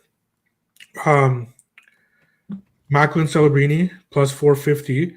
Now, I do know that Michkov has taken a lot of public media attention, and like he's like the next thing here. But what I see working against him is John Tortorella. I don't think he's going to be let free the way that a Calder Trophy candidate needs to be let free. There's going to be a lot of defensive responsibilities there, even for a young kid, and I think that it's inevitable that we're going to see him in the press box for a couple of games as well, because he's not playing as well defensively as John wants him to play. On the contrary, with Celebrini, what I like there is that similar to Connor Bedard, he's got the offensive talent, but he's also going to be put into every single opportunity, every single situation to go do something. The other option, Mike mentioned in the chat, Stankoven, yes, very good possibility. The problem there is that I think the team might hold him back, right? That's a team that wants to win right now and is in a position to win. So there's going to be situations there where he probably won't get all the opportunities that a Calder winner needs to get. The other thing too is that again, back to the theme of the show, he stepped up big time last year. It's unreasonable to expect the same kind of production, even though I think that Stankoven is a wonderful player. So I do like Celebrini there. That's a full unit. That's fine. Vesna half a unit on Connor Ingram. Um, at 45-1, I think that's too high. He's a guy that can at least get to a finalist level, especially if I'm looking at Connor Hellebuck to take a step back this year. If a UC Soros is going to take a step back, Demko's not available. Markstrom I like, but I don't know if he can stay healthy the whole year. Swayman at plus 600. I'm not betting anybody at plus 600 to win the Vezina, right? So at 45-1, I think it makes a ton of sense. And then finally, the Jack Adams, I've got Travis Green. Not crazy about the plus 800, but I still think 8-1 is fine. If I'm as high on the Senators, then I think that it's because Travis Green was able to implement the same things that he did in Vancouver, and the team took to it. The team responded, and the reason why they're going to finish third in that division, make the playoffs, is because Travis Green was able to take them there. So I think even at 8-1, there's still value with the Jack Adams there. Okay, so we add the few different bets here. We're going to add Macklin Celebrini, Calder Trophy plus 450, Connor Ingram, Vezina plus 4,500, and then the Jack Adams, Travis Green plus 800. Someone you said is what you're looking at for Jack Adams there as well. So all these track to the sheet. The only one just wanted to confirm as well. Connor Ingram, Vezina, how many units on that one? At plus 4,500. So money. Half a unit there. Half a unit. Okay, so Connor Ingram, half a unit on that one. Alber, will go to you. Any awards that you're looking at for the season? Yeah, so Jack Adams, Moretto mentioned it. I do like some Lindy Ruff here. I have a little bit of it, not a massive play. I just think 20-1's a little too high. It's just so this award is so narrative-y because it is voted on by broadcasters and not like people that are watching every single game.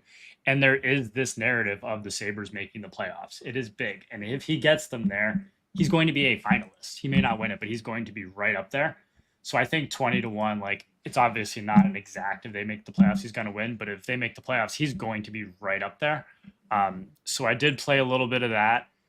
As far as a long shot in this one, I said I think the Blues end up finding a way into the playoffs. Is a very, very hot take, I know.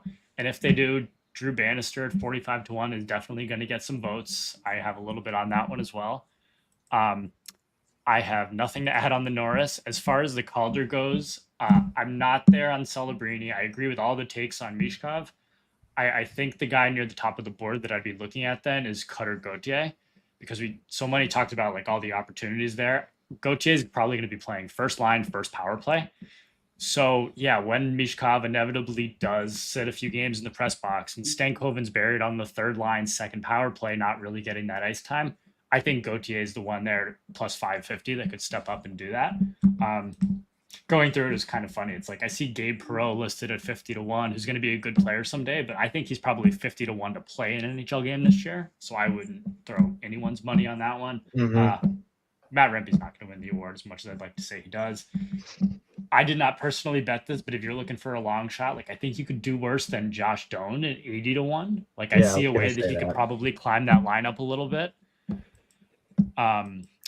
Vezina, I think the guy near the top that I like is Jake Ottinger at 15-1. He struggled last year, but we've seen him be quite elite. And if he is, I think that price is probably a little short for a Dallas team that we all expect is going to be really, really good again this year. And then just the last thing that I touched was... Nope, that was it. Sorry. Went through those. Okay. So add those to the sheet here as well. I have one that I want to give out I have two that I want to give out here that I did bet myself that I think are worth taking a look at. The one was something that Alber had kind of touched on about some of the uncertainty there in Utah about the ability for Sergachev to be the number one.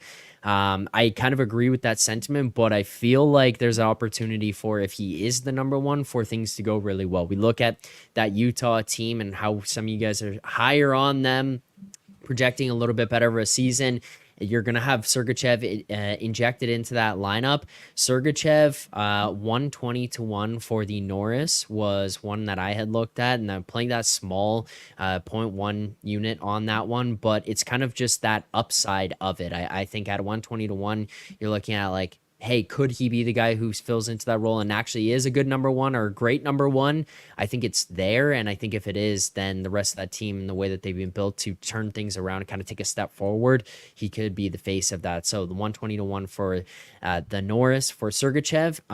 The other one you guys are going to laugh at. I have to just admit it because it is still available and people can get to it. It's gross for myself. I know Moretto is happy that I'm giving this out as well, but we're going to go to the Art Ross and we're going to do Mitch Marner, Art Ross, 100-1. Very simply put is it's a contract year. If there's anybody in the NHL who gives a shit more about their contract and how much they're going to get paid, it would be him. And having a good year this year is going to help him make every single penny more that he could possibly ask for in the negotiations. As much fun as I have with it about the fact that he's not a 100-point player yet in his career, I do think he's a guy who's capable of getting that at some point in the future. And why not be in the year that he could potentially go and make $13-14 million on the open market, whatever him and his agent think he could be making. I feel like this is a boomer bust kind of season for him. 100-1. I also look at some of the guys in around that spot there, and he's got worse odds than like some of those guys. I just don't think that they have that much better of a shot at having the most points in the NHL this year. So basically, I guess kind of buying low on a guy in this spot at 100-1 for myself. So Mitch Marner, 100-1, also play 0.1 unit on that. Those are my two futures bets that I have added as of right now. Moretto, I know it's terrible. I like the Marner one though. I do like it. This is nothing drives him more than getting that payday. So I hope he gets it. He deserves it. Yeah. Give him 13.5. Yeah. Just so to be clear, the Leafs are going to be the one to give him 13.5. Yes, not of course, Utah, not Okay. San Jose, not any of those teams. Okay. Anyways, final thing that we'll get to here. Let's do our futures parlay builder before we get out of here. Any final thoughts on the awards, where we're at with some of these awards? Anybody who could be up for it that maybe you didn't give a best bet as, but you might be looking for here, Moretto? I'll chime in on the Calder. There's no one. I do agree that Josh Jones is a good look. Another guy that I didn't bet yet, but I do think is worth monitoring because I don't think that the market's going to move all that much early in the year. And I don't think that, like line changes and, stuff like little like subtle changes like that don't move the market. I would keep an eye on Rucker McGroarty because I think that he's a really good player and he's got opportunity on a Pens team that right now he's going to be starting on the third line, but there's a clear pathway to him getting into that top six pretty soon and potentially playing with Crosby or Malkin. If he does, I would probably try and jump on that 24-1 pretty quickly.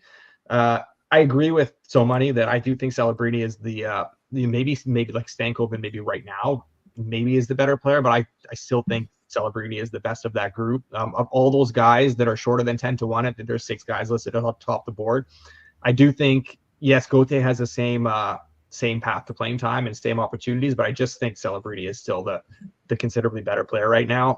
He would be the guy of those 6 that I would want to back if I had to back one. But I think this race is just going to be so crazy that there's probably going to be opportunities to sit back and buy guys as they dip. You're going to have guys go on little runs and, guys move to, short favorites and stuff like that. You're going to see guys have their odds drop off a little bit here and there. There's going to be a lot of opportunities to buy low on guys, I think, throughout the year. So that's probably the way I would attack that market. But yeah, like Stankoven he's just not going to, he's playing line 3 and he's not getting power play time, maybe some power play 2 time. It's just going to be tougher to put up the point totals that he'll need to match the rest of those guys. Right. Any final thoughts here, Alber? Yeah, so the one I was looking for that I thought I made, I put a bet on Mikko Rantanen to win the Rocket. It's 30-1. Austin Matthews is very likely going to win it, but as I start to look down that board, Rantanen's the one who 2 years ago scored 55 goals. Like, he has that ability. I don't think Colorado, like, I don't think they're necessarily overly deep this year. And I think that top line is going to get so many minutes. He's obviously top line, top power play with McKinnon.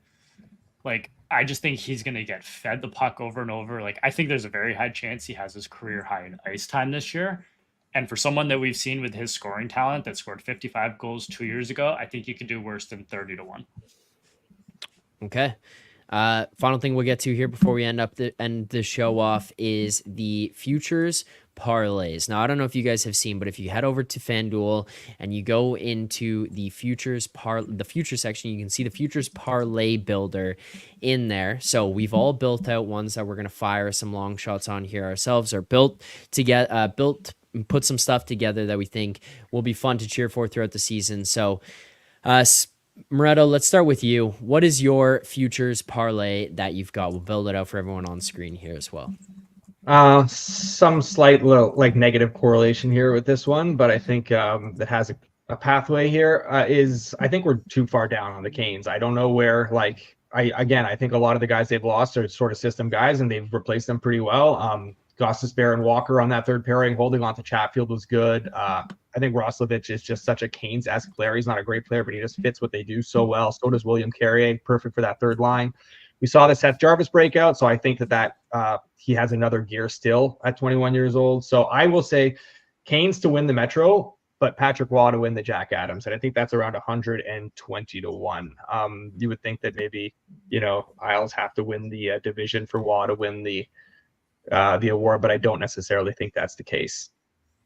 Okay, so there you go. There is Canes win the division, and then Patrick Waugh, Jack Adams. That is, yes, as you said, that is 119. Well, almost basically 120-1 there. We'll track this one throughout the course of the season, but there's our first futures parlay that we built out.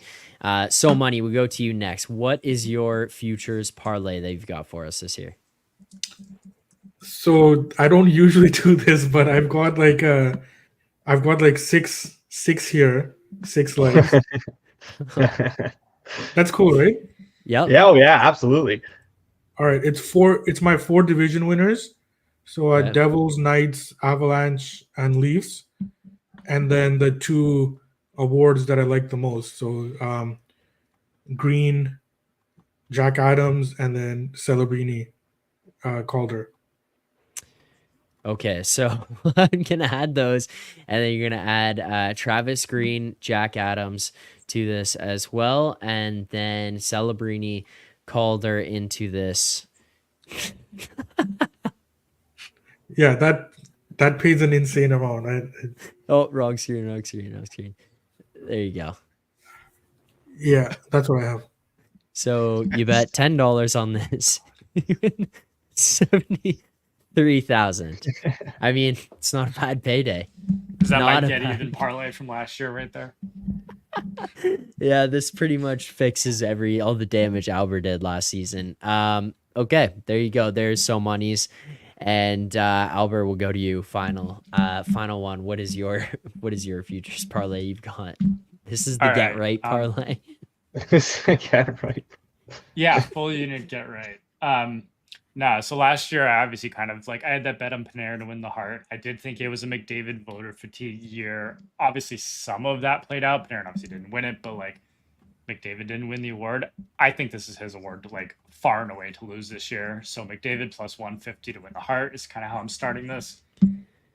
As far as the Jack Adams, I touched on the Devils. I think there's a solid chance, as so many bet, that the Devils win the President's Trophy. And if they do, they're probably going to look square at Sheldon Keefe for the Jack Adams.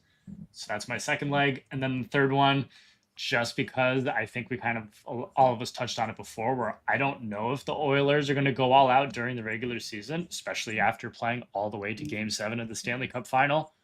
We've mentioned the Canucks. I'm obviously down on Vegas. So my third leg would be the Canucks to win the Pacific.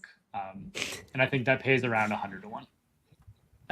Yeah, we'll throw that in there, and there you go, about 100-1. There is another one added to the slip. Final one, we'll go with mine. It's kind of including some of the stuff that I had already put together, but I was going with Michkov, the rookie goal leader. I do agree with so money. It's probably one reason that I wouldn't look towards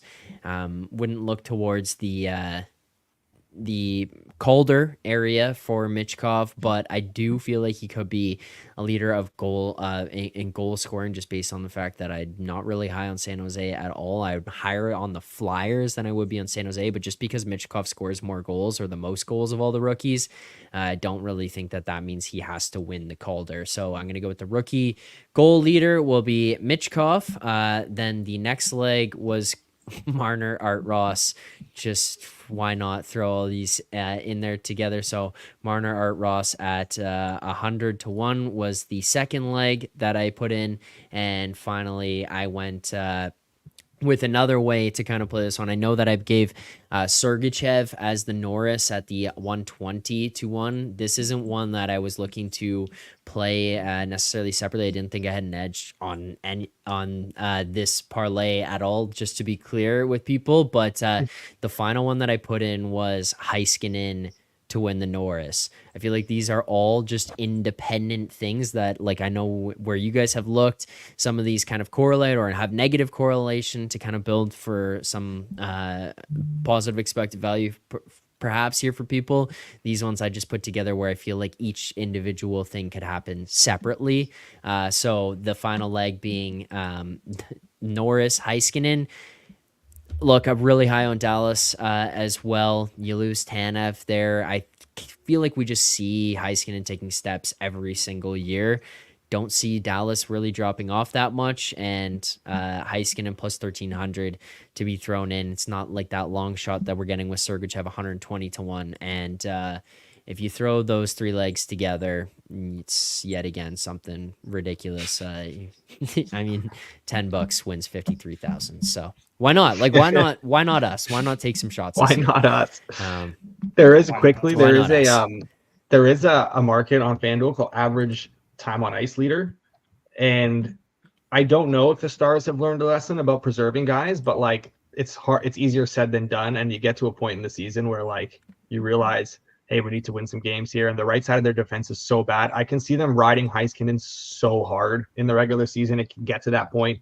24-1 to be the average time on ice leader in the NHL this season. I think that's worth a flyer as well. Just something I wanted to mention. Okay, there you go. So we'll recap all these, the best bets with the sheet, or we have the sheet to recap all the best bets, excuse me. We'll tweet that out. We can kind of reference that throughout the course of the shows. Any of the head-to-heads that we have or anything, there are a lot to go, so I'm not going to just read them out for people here because there are a lot on the sheet, but we'll tweet them. We'll link it into the description, into the comments, so people can find these in the future. But there you go. That is our full NHL season preview, a special edition on today's episode. We appreciate everyone who tuned in, who stuck through the entire time, an hour and 47-minute runtime. Appreciate our sponsor, FanDuel. We bet all these over at FanDuel. Pulled them up on the screen for people to see here as well. But gentlemen, that's going to do it. We'll be back tomorrow morning at our regular time. Then we'll be back to that regular time every day going forward, 10:30 a.m. Eastern time. Thank you, Moretto, So Money, Alber, for sticking with us through this one. Thank you to our sponsor over at FanDuel. Thank you to all of you guys in the chat for participating, asking questions, comments. We'll be back tomorrow morning, 10:30 a.m. Eastern time. As always, we appreciate it. No hockey games tonight, but enjoy the football, and make sure to tune into the Forward Progress watch-along stream coming up later. Hit the books as well at 5 o'clock Eastern time. Lots of content going on here on the Hammer Betting Network. Appreciate everyone for tuning in. We'll see you guys tomorrow.